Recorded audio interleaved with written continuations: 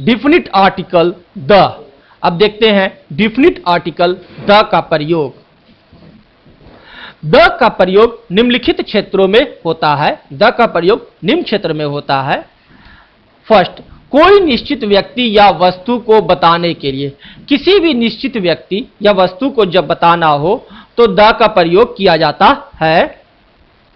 He bought a watch, अर्थात वह एक घड़ी खरीदा, कोई भी घड़ी, लेकिन the watch he bought was beautiful, अर्थात वह घड़ी जिसे उसने खरीदा था बहुत सुंदर था। यहां वही खास घड़ी के बारे में कहा जा रहा है जो उसने खरीदा था। आप ध्यान दीजिए, यहां पर वॉच का प्रयोग दो बार हुआ, पहले खरीदने समय और एक खरीदने के बाद। दोनों जगह अलग अलग, एक जगह इंडिफिनिट तो एक जगह डिफिनिट आर्टिकल का प्रयोग किया गया है। ही बॉट अ वॉच, अर्थात वह एक घड़ी खरीदा, कोई भी घड़ी। घड़ी तो दुकानदार के पास बहुत सारे रहते हैं, उसमें से उसने कोई भी एक घड़ी खरीदा, तो यहां पर अ का प्रयोग किया गया। जब वह घड़ी खरीदा गया तो वह निश्चित हो गया। Then that where we use the word the, तो वहां पर द का यूज किया गया। The watch he bought was beautiful, अर्थात वह घड़ी जिसे उसने खरीदा था बहुत सुंदर था।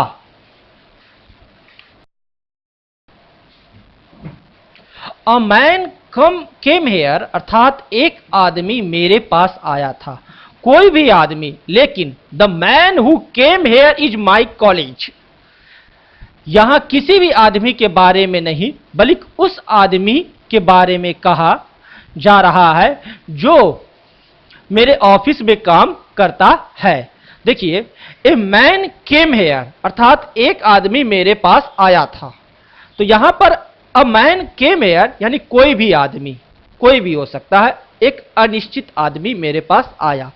लेकिन देखिए दूसरे वर्ड में the man who came here is my college, यानी वह आदमी जो मेरे पास आया था वह कोई नहीं था बल्कि मेरे ऑफिस में काम करता था या करता है। यानी यहां पर जो मैन है वह क्या है कि एक निश्चित मैन है, यानी द लगते ही वह इंडिफिनिट से डिफिनिट में कन्वर्ट हो जाता है।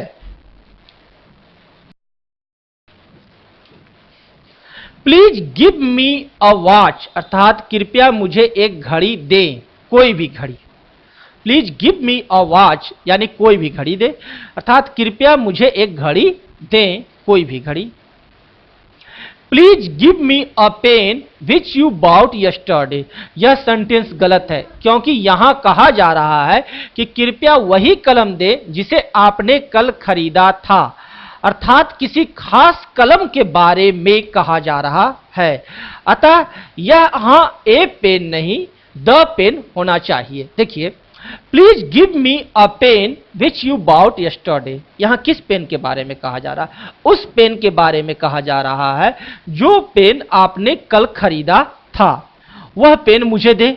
तो ये हाँ क्या हो गया, बहुत सारे पेनों में एक निश्चित पेन हो गया, जो पेन आपने कल खरीदा था उस पेन के बारे में मैं कह रहा हूं। इसलिए यहां पेन के आगे अ का प्रयोग नहीं होगा, यह गलत हो गया। यहां क्या होगा, द का प्रयोग होगा, अर्थात होगा please give me the pen which you bought yesterday.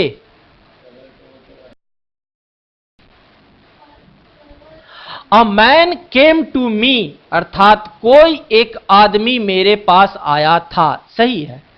A man came to me, अर्थात कोई एक आदमी मेरे पास आया था। लेकिन a man whom I met yesterday came to me, यह सेंटेंस गलत है क्योंकि यहां कोई खास आदमी के बारे में कहा जा रहा है जिससे मैं कल मिला था, अतः यहां अ मैन नहीं द मैन होगा। ध्यान दे, a man whom I met yesterday came to me, वह आदमी आया जो से कि मैंने कल मिला था। तो यहां पर अ जो है निश्चित है कि मैंने उसी आदमी, वही अनिश्चित है। मैन में यहां मैन निश्चित है क्योंकि यहां वही आदमी आया है जो कि जिससे कि मैंने कल मिला था, इसलिए यहां पर आ का प्रयोग ना होकर द का प्रयोग होगा। अर्थात कहने का अर्थ हुआ कि बहुत सारे आदमियों में से वही आदमी यहां आया था है जिससे कि मैंने कल मिला था, इसलिए आ का प्रयोग ना होकर द का प्रयोग होगा, अर्थात सही उच्चारण होगा the man whom I met yesterday came to me.